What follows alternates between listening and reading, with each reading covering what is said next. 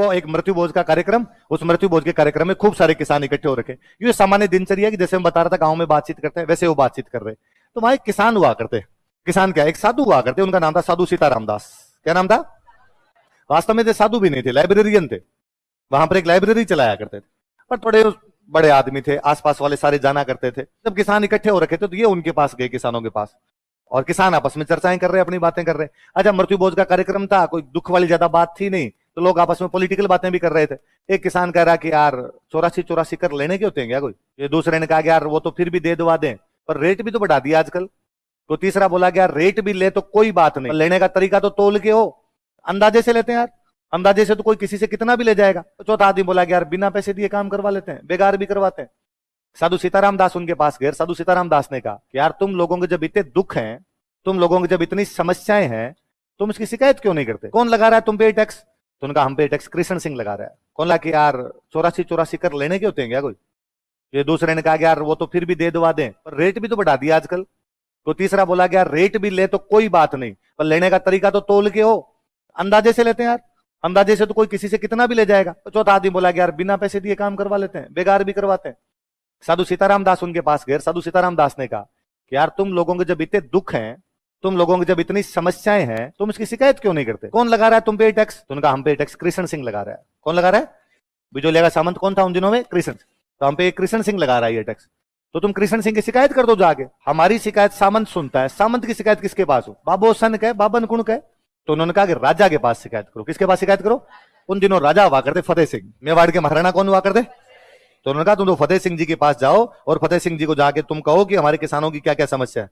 Sir इससे क्या हो जाएगा? अरे पक्का, फतेह सिंह जी तुम्हारी बात सुनेंगे, वो सामंत पे कोई ना कोई एक्शन लेंगे। तो कहा ठीक है भाई। तो दो बंदे भेजे यहां से शिकायत करने के लिए। एक बंदे का नाम था नानाजी पटेल। क्या नाम था? एक बंदे का नाम था ठाकरी पटेल। क्या क्या नाम बताओ देंगे? नानाजी पटेल। और किसानों की समस्याएं लेके किससे मिलने के लिए गए? किसके कहने पे? मिल ही नहीं पाए, 2-3 दिन तक तो मुलाकात ही नहीं हुई। इस बात को आप यूं समझ लीजिए कि अपनी कोई प्रॉब्लम और अपने कहेंगे सर चलो अपने तो प्रधानमंत्री के पास मिलने के लिए चलते हैं, तो क्या आपने मिल लेंगे? बताऊं, जिंदगी में नहीं मिल पाए। ये तो फिर भी थोड़ा ठीक था कि राजा से मिल लिए थे, 15-20 दिन बाद इनकी मुलाकात हो गई थी। नाना जी और ठाकरी फतेह सिंह से मिले और फतेह सिंह को प्रॉब्लम बताई। सर फलाने फलाने गांव के किसान है, बिजोलिया के किसान है, ये हमारी समस्या है, सामंत हमारी समस्या की तरफ ध्यान नहीं दे रहे। सर आप ही अब हारेगा सारा बाबा श्याम हमारा, राजा के अलावा किसके पास जाए? आप हमारी बातों पर ध्यान दीजिए। राजा ने कहा भाई पहले मैं जांच कराऊंगा, क्या पता तुम झूठ बोल रहे हो, मैं पहले जांच करवा लूं मामले की, मामला यदि सच्ची निकला तो मैं तुम्हारी हेल्प करूंगा। ठीक है सर जांच करवा लो। तो एक जांच करने के लिए अधिकारी भेजा, उसका नाम था हामिद। क्या नाम था? हामिद आया, जांच करके वापस चला गया। जांच पहले भी भाई वैसे ही हुआ करती जैसे आज होती है। आज भी किसानों के मामलों के लिए जांच होती है। क्या हाथों हाथ उन पे कार्रवाई हो जाती है? किसान आंदोलन हुआ, किसानों की जो मांगे थी क्या सरकार ने हाथों हाथ मान ली?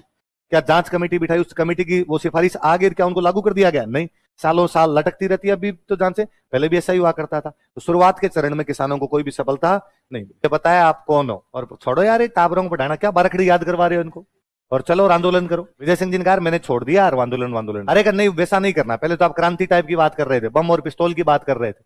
हम तो बिजोलिया में किसानों की ये मांग है, इस मांग के लिए आंदोलन करना है। तो विजय सिंह जी ने कहा चलो ठीक है मैं चलता हूं। तो 1915 में एक बड़े नेता आंदोलन के साथ जुड़ते हैं। उन नेता का नाम क्या था? क्या आदमी थे? विजय सिंह जी आए। विजय सिंह जी ने आके किसानों से पूछा भाई किसानों तुम तो एक बात बताओ मुझे पहले कि तुम ये जो आंदोलन चला रहे हो कितने साल हो गए? किसानों ने कहा 17-18 साल हो गए हमें तो। अच्छा कौन सा तुम्हारा ऑर्गेनाइजेशन है जिसके तहत तुम ये आंदोलन चलाते हो? उनका ऑर्गेनाइजेशन मतलब? अरे पार्टी, कोई पार्टी होगी जो आंदोलन चलाती होगी, पार्टी तो नहीं है। तो आंदोलन कैसे चलाया? नाना जी और ठाकरी गए थे शिकायत करने। फिर बिजोलिया के सामंत ने कहा कि नान जी ठाकरी दोबारा वापस बिजोलिया में दिखाई देगा मैं टांगे तोड़ूंगा। तो वो तो वापस आए नहीं। फिर हमारे प्रेमचंद जी, फतेहकरण जी, ब्रह्मदेव जी ये नारेबाजी कर लेते हैं, हम छोटा मोटा हमारा कर लेते हैं। कुछ क्या मिला अब तक? कुछ नहीं मिला अभी तक तो अपने को। तो पहले तुम एक पार्टी बनाओ, कोई छोटी मोटी पार्टी तो होगी कि नहीं। एक वैसे तो है हमारी एक पार्टी है, क्या नाम है कि धाकड़ किसान पंचायत। धाकड़ किसान थे तो पार्टी कौन सी थी? क्या काम करती है तुम्हारी धाकड़ किसान पंचायत?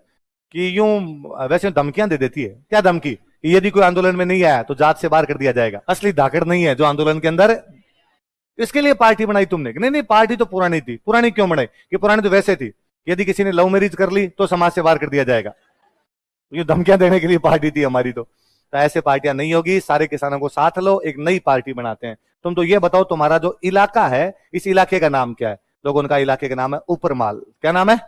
तो चलो उन्होंने कहा मैं एक पार्टी बनाता हूं, इस पार्टी का नाम है उपरमाल पंच बोर्ड। क्या नाम होगा? पंच मतलब 5, तो मतलब 5 लोग मिलके ये पार्टी चलाएंगे। कितने लोग मिलके पार्टी चलाएंगे? 5 लोग मिलके पार्टी चलाएंगे। वो 5 जो डिसीजन लेंगे वो अपने सबको क्या होगा, मान। विजय सिंह जी जानते थे कि यार बिना युवाओं के कोई भी आंदोलन किया। विजय सिंह जी वहां मेला लगा था, हरियाली अमावस्या का मेला था जी, सारे लोग इकट्ठे हो रखे, तो युवा भी खड़े। तो विजय सिंह जी ने कहा कि युवाओं, तुम्हें नहीं लगता कि हमें भी आंदोलन में भाग लेना चाहिए? तुम जानते हो युवा का उल्टा होता है वायु। जिधर वायु चलती है, जिधर युवा चलता है उधर क्या चलेगी? वायु। तुम हवाओं के रुख बदल दोगे। जब तक तुम आंदोलन में शामिल नहीं होगे बूढ़ियों से पार, तो तुम्हें आंदोलन में शामिल होना चाहिए। युवा ने कहा साहब हम तन मन धन से तैयार है, हम हमारे क्षेत्र की सेवा करने के लिए तैयार है, आप तो एक बार सेवा का मौका दो। तो उनका लो, तो एक समिति बनाते हैं, ऊपर माल सेवा समिति। क्या बनाते हैं? तो युवाओं की कौन सी समिति बनाएगी? युवाओं का सब काम दो, तो आज का आज बताओ करना क्या है, अभी कर देंगे। पर विजय सिंह जी ने कहा आप तो गांव गांव में जाके डंका बजा दो, गांव गांव के अंदर जाके लोगों को सूचना दे दो कि रास्ते लग की करो तैयारी, आ रहे हैं आंदोलनकारी, आंदोलन कर रहे हैं, गांव गांव चलेंगे, आंदोलन की चर्चाएं गांव गांव तक जानी चाहिए, आंदोलन का डंका बजना चाहिए अपना। साहब पक्का। एक पर्चा छापा गया, पैम्पलेट, पैम्पलेट समझ गए ना? एक पैम्पलेट पर्चा बनाया गया, एक पेपर बनाया गया जिसका नाम था ऊपर माल का डंका। क्या नाम था? डंका है ना, वास्तव में एक म्यूजिकल इंस्ट्रूमेंट होता है, वाद्य यंत्र होता है। तो पहले गांव में जब भी कोई सूचना देनी होती डंका बजाते, भाई अपना गांव है, इस गांव में सूचना देने। अब कैसे देंगे लोगों को सूचना? तो डंका बजने का मतलब है सारे गांव वाले इकट्ठे हो जाओ, कोई ना कोई काम है, सारे इकट्ठा हो जाते। इसलिए आज भी अपने कहते हैं किसी बात के लिए, अरे उसका डंका बज गया, मतलब उसकी बात जगह जगह तक पहुंच गई। तो पहले डंका बजता था, लिटरली डंका बजा करता था, तो डंका बजता तब सूचना पहुंचती, तो वो मुहावरा ही बन गया बाद में। तो उन्होंने एक पैम्पलेट निकाला, उसका नाम ही क्या रखा? ऊपर माल का डंका। लिखो, विजय सिंह पथिक ने ऊपर माल का डंका नामक पर्चा प्रकाशित किया। ऊपरमाल पंच बोर्ड एक युवाओं की समिति बनाई, उसका नाम क्या था? ऊपरमाल सेवा समिति। एक पर्चा प्रकाशित किया, उसका नाम क्या था? आज जगह जगह गांव के अंदर जाके लगाए गए कि भाई अपने को आंदोलन के अंदर भाग ले। विजय सिंह पथिक इंटेलिजेंट आदमी थे, वो जानते थे कि जब तक किसी आंदोलन को राष्ट्रीय स्तर पर पहचान नहीं मिलेगी, नेशनल लेवल पर रिकॉग्नाइज नहीं किया जाएगा, तब तक किसी आंदोलन के अंदर कुछ भी। उन दिनों भारत 2 प्रकार का हुआ करता था। एक वह भारत जहां पर अंग्रेजों का राज था, उसको बोला करते ब्रिटिश इंडिया। एक वह भारत जहां राजाओं का राज था, वो था प्रिंसली स्टेट। हम प्रिंसली स्टेट में आते, हम राजाओं वाले भारत में आते। मेवाड़ एक राजा का राज है, बिजोलिया उसका एक ठिकाना है। तो हमारा ब्रिटिश इंडिया से कोई भी लेना देना। ब्रिटिश इंडिया में एक बहुत बड़ी पार्टी थी, उस पार्टी का नाम था कांग्रेस। क्या नाम था? और गांधी जी को पता था कि यदि कांग्रेस साथ दे दे तो मामला बन सकता है अपना। कांग्रेस का हर साल अधिवेशन होता दिसंबर में। कब होता? किसका अधिवेशन? कौन से महीने में? 1919 आ रहा था। कौन सा साल आ रहा था? कांग्रेस अपना अधिवेशन करने जा रही थी अमृतसर। कहां करने जा रही? क्योंकि 1919 में अमृतसर में जलियांवाला बाग हत्याकांड हो गया था। इसलिए कांग्रेस ये चाहती थी कि अमृतसर में खड़े होकर अंग्रेजों को गालियां निकाले, वहां के लोगों के साथ में खड़े हो, वहां के लोगों को सपोर्ट करे। इसलिए 1919 का कांग्रेस का अधिवेशन कहां होने जा रहा था? और अमृतसर वाले अधिवेशन में विजय सिंह पथिक ने कांग्रेस के एक नेता को पटाया, और कांग्रेस के एक नेता कहा कि नेताजी एक बार आप मंच से ये बोल दो कि कांग्रेस को बिजोली आंदोलन का समर्थन करना चाहिए, तो कांग्रेस हमारे सपोर्ट में जाएगी। आप बड़े नेता हो। और कांग्रेस सपोर्ट में आ गई, फिर पोबारा 25 है, फिर ले पड़ेंगे हम कुछ ना कुछ। नेताजी का पक्का है। विजय सिंह जी क्या क्या मामला समझाओ देखे। अब ये मामला है, देखो किसानों पे टैक्स ज्यादा लग रहे हैं, इतनी इतनी समस्या है। उनका श्योर, तुम चिंता मत करो विजय सिंह, बैठो तुम, मैं अभी मंच पे जाऊंगा, स्टेज पे जब मेरा भाषण होगा मैं न केवल बोलूंगा बल्कि बाकी कांग्रेस को भी कन्विंस करूंगा कि वो तुम्हारा साथ दे। नेताजी गए और नेताजी ने बड़े जोर शोर से भाषण के अंदर बोला कि हमारे देश का एक हिस्सा है मेवाड़, और मेवाड़ के अंदर एक जगह पड़ती है बिजोलिया, और वहां का किसान 84 प्रकार के कर, अधिक भू राजस्व, लाटा कुंता, चौरी टैक्स, तलवार बंधाई टैक्स जैसे पता नहीं कितने करों से शोषण हो रहा, उसका त्रस्त है वो किसान वहां का। इसलिए कांग्रेस की ये कर्तव्य बनता है कि कांग्रेस को उन किसानों के साथ खड़ा होना चाहिए, कांग्रेस को उन किसानों को बैक करना चाहिए, उनका सपोर्ट करना चाहिए। और मैं एक प्रस्ताव रख रहा हूं, एक रेजुलेशन रख रहा हूं, और इस रेजुलेशन पे मैं चाहता हूं कि कांग्रेस भी रेजुलेशन के अंदर हमारा क्या दे? साथ। नेताजी जैसे का सामने से एक नेताजी और खड़े हुए, और नेताजी का दिमाग खराब है आपका, आप तो बूढ़े हो गए, लोगों को और फर्जी फर्जी बातें सिखाते रहते हो। कहां का ये क्या प्रस्ताव है? बिजोलिया कहां पड़ता है? बिजोलिया, बिजोलिया मेवाड़ में पड़ता है। मेवाड़ भारत में आता है क्या? भारत में इतनी ज्यादा, भारत से बाहर है, क्योंकि भारत उतना ही है जहां पर अंग्रेजों का राज है। फिर फर्जी बातें करते हो। हमारा आंदोलन केवल अंग्रेजों के खिलाफ होगा, हम राजाओं के खिलाफ कोई भी आंदोलन नहीं करें, क्योंकि यदि हमने आंदोलन अंग्रेजों के खिलाफ भी किया और राजाओं के खिलाफ भी किया तो कांग्रेस की पावर 2 भागों में बढ़ जाएगी। आधी पावर लगेगी अंग्रेजों के खिलाफ, आधी पावर लगेगी राजाओं। हमारी पावर डिवाइड हो जाएगी, और यदि पावर डिवाइड हो गई तो ना तो अंग्रेज देश से बाहर जाएंगे, ना राजा यहां से समाप्त होंगे। इसलिए पहले हमारा वन एंड ओनली फोकस जो है वो किस पे रहेगा? अंग्रेजों।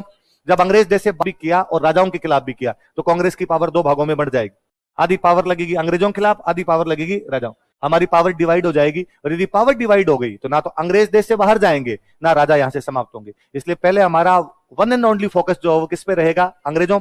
जब अंग्रेज देश से बाहर चले जाएंगे तब सोचेंगे कि राजाओं का क्या करना है। पहली बात तो राजाओं के खिलाफ आंदोलन करने की कोई आवश्यकता नहीं है। राजा हमारे भाई हैं, वो इंडियन है, मिल बैठ के बातचीत को समझा लिया जाएगा। लेकिन फिर भी यदि कोई राजा नहीं माने तो आंदोलन करेंगे, लेकिन तब करेंगे जब अंग्रेज हमारे देश से चले जाए।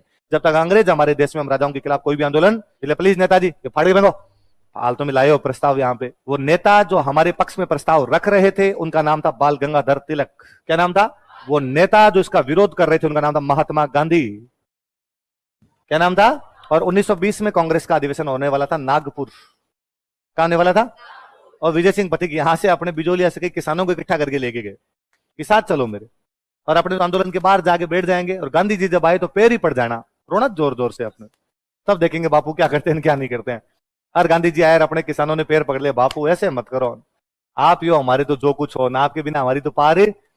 अरे बाबू कौन है ये है कौन? विजय सिंह पथिक ने कहा मेरे साथ है। अरे आप तो वही हो तो पिछली बार भी वहां थे और आप तो ये प्रस्ताव रखवा रहे थे। हाँ बापू मैं विजय सिंह पथिक, हाँ मैं जानता हूँ आपको, पर यार विजय सिंह जी इंटेलिजेंट आदमी हो, आप तो समझते हो यार इस बात को कि कांग्रेस आंदोलन कैसे कर सकती है। कांग्रेस अंग्रेजों के खिलाफ आंदोलन करेगी, राजाओं के खिलाफ आंदोलन का। बापू समझते हैं हम आपकी बात, फिर भी कांग्रेस का साथ में खड़ा रहना भी किसानों के लिए बहुत सपोर्ट होगा। कांग्रेस खड़ी तो रहे साथ में, ऐसे क्यों कहती है कि हम आंदोलन नहीं करेंगे। कांग्रेस कहेगी जो हो रहा है वो सही हो रहा है, इतना कह दो आप तो। और गांधी जी ने कहा इतना कहने से हो जाएगा बापू, कह के देखो। और गांधी जी ने कहा कि देखो तन मन धन तीन होते हैं, धन मेरे पास है नहीं है ना, तन मैं ले जा नहीं सकता वहां, मैं मन से आपको समर्थन देता हूं। किसे देता हूं? नागपुर अधिवेशन में गांधी जी बिजोलिया आंदोलन को नैतिक समर्थन देते हैं। क्या देते हैं?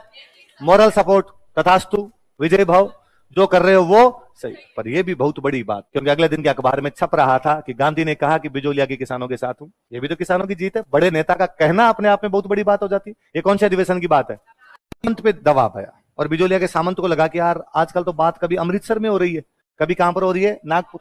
और कांग्रेस के अधिवेशन में बात होती, अखबार में छपती, और अखबार में छपती तो ऑल इंडिया पब्लिश होता, सबको पता चलता। तो बिजोलिया के सामंत को लगा मामला उलझता जा रहा है। तो बिजोलिया के सामंत ने किसानों को बुलाया और किसानों को बुलाया, भाई क्या समस्या है तुम्हारे? तो उन्होंने कहा यार समस्या इतने साल से बता ही रहे हैं, चलो मैं तुम्हारी जांच करवाता हूँ। क्या करवाता हूँ? और जांच करवा के देख लेंगे क्या करना है क्या नहीं करना। इसलिए बिजोलिया के सामंत ने 2 जांच आयोग बनाए। इतने जांच आयोग बनाए, पहले 1919 में जांच आयोग बनाया। उन्होंने कहा भाई ये हम इतनी मांगे तुम्हारी मान लेंगे, लेकिन किसानों ने कहा कि नहीं इस जांच से हम संतुष्टि। तो उन्होंने कहा चलो एक बार और करवाते। तो 1920 में दोबारा एक जांच आयोग बना। कितने जांच आयोग बनाए गए? समझौता करने के लिए। एजी जी का क्या नाम है बताओ? देखे रॉबर्ट हॉलैंड। मेवाड़ के पॉलिटिकल एजेंट को उसने बुलाया, तू आप बैठ। तो वो कौन है? विल्किंस। एजी जी अपने सचिव को लेके आया, उसका जो सेक्रेटरी था उस सेक्रेटरी को लेके आया। तो एजी जी का सेक्रेटरी कौन हुआ करता था? आगलवी नाम का एक बंदा हुआ है। राजा को कहा तुम्हारे मंत्री भेजो। राजा ने अपने 2 मंत्री भेजे। मंत्रियों के नाम बताओ क्या क्या? प्रभाष चंद्र चटर्जी और 3 अंग्रेज आए। कौन कौन आए? रॉबर्ट हॉलैंड, विल्किंस, आगलवी। रॉबर्ट हॉलैंड कौन है? एजी जी। विल्किंस कौन है? कहां का? मेवाड़ का। आगलवी कौन है? एजी जी का सचिव, सेक्रेटरी है उसका। राजा की तरफ से 2 मंत्री है, बताओ कौन है? प्रभाष चंद्र चटर्जी और अच्छा ये किसानों की तरफ से